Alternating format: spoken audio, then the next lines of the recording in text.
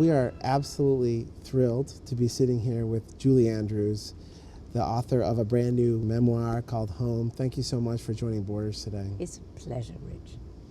We're also, I should point out, inside the New Amsterdam Theater, this beautiful, amazingly restored theater. Isn't it glorious? It's beautiful. Yes. That happens to be hosting currently Mary Poppins, a role you made famous, but and that I know happens to be part of my early life, which is written in the book. a big part of the book, in Yes, fact. Why don't you start by telling us how this theater played into your career? This theater many years ago was, of course, the great Ziegfeld Theater, and was hugely famous. And when the Ziegfeld ladies had finished performing on stage, there was a big nightclub upstairs, which was actually a small second stage, and the ladies would go up and entertain the higher paying customers, and people would sit at dining tables and so on.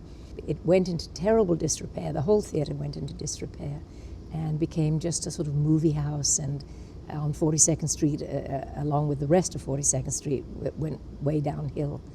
And when rehearsals for My Fair Lady were beginning, I know our producers were looking for a place that was private and quiet, and where we could really get on with the job of setting up a big show.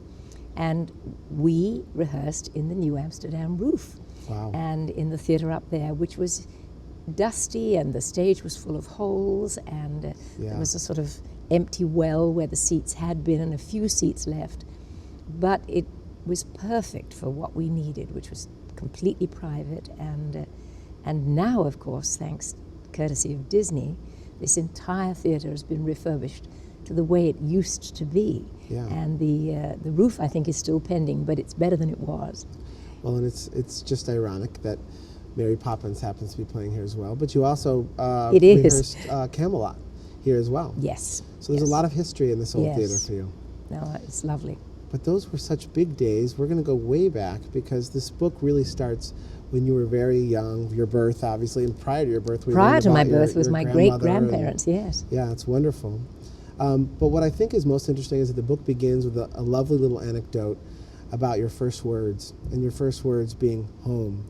And it's, in a sense, this beautiful story of you driving up to your home and saying those words, and your mother and father driving around again to hear you say it again. That is really this beautiful little story, and you're led into the book that way. But it's funny that your first 10 years or so, you really didn't have a place that was your home. You were completely transient for those first few years. Yes, we were. And then, of course, traveling throughout my teens, as I did as a child performer, even then, home was somewhat, home was something to be longed for, something to yearn to get back to as quickly as possible, because I was traveling around so many theaters and performing at such a young age. But home also means, really, it's up to the reader to decide what was home. I hope they will. Was it the theater? Was it my real home? Was it something that just lies in here?